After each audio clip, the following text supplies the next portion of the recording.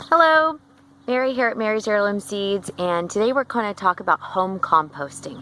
There are lots of different ways to compost. There are large-scale composting operations and there are small-scale for the home gardener.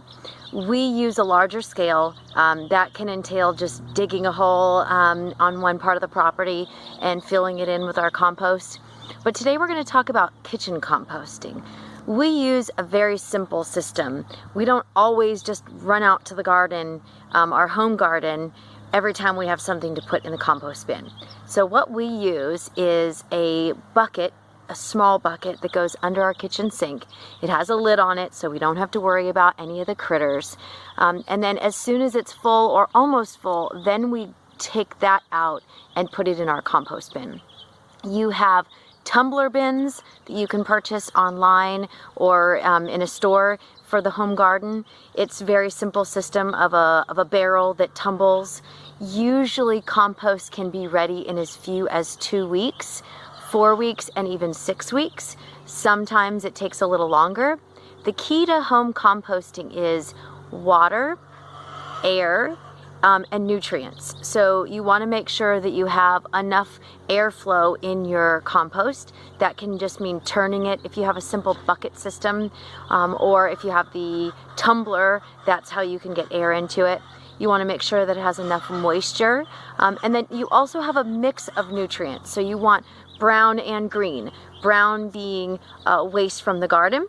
You don't want to put weeds in there, but you can put dead plants that are not diseased into your compost bin. And then the green matter is the stuff you get from your garden. So we're going to go ahead and switch over to opposite sides so you get to see me behind the camera. And we'll go ahead and talk about what we use in our kitchen garden compost. All right, here we are. We have our kitchen compost set up. We have here coffee grounds. We've been collecting them in a bowl. We have chicken eggshells that we've been collecting from our own chickens. We have end pieces of zucchini. We would usually use these bananas before they got so ripe in banana bread, but we save these for our garden. It's a great source of potassium. And then here we have some dirt from a potted plant that unfortunately fell over, so we had to transplant it, and then we have some ends to our radish. All of these we put in a small trash bucket. We keep this under our kitchen sink. We've been using this for a while, so it's time to dump it. If you look in there, looks kind of funky. We usually crush those eggshells, so we wouldn't usually leave them directly in there, but for now we just threw it in there. This is something that we would do very simply. We would put it in a larger bucket, or we would put it in a large bin. If you look under there, we have a bin. That bin was busted, so we stopped using it. We also have a trash can. That's what we're currently using for our chicken manure. This trash can will be good in about a year. We might throw it out in the pile we have out in the garden, and that'll be good in a year to use all the shavings. We're going to go over to our main composter. Here is a pile of waste we've collected from our garden. This is shavings from when we had baby chicks in a small brooder. So that's 6 months old. We have the corn we pulled up. We have zucchini we've pulled up. We have tomato plants we've pulled up. So all of this is just thrown into a pile on the back portion of the property, so we save it for later.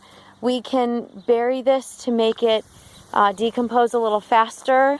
We can also just use it in the bottom of our beds at a later time.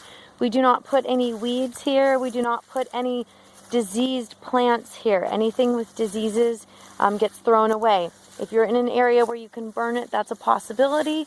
Unfortunately, we're in an area that you cannot burn these things to get rid of the diseases. If you use diseased plants in your compost, you can be spreading diseases.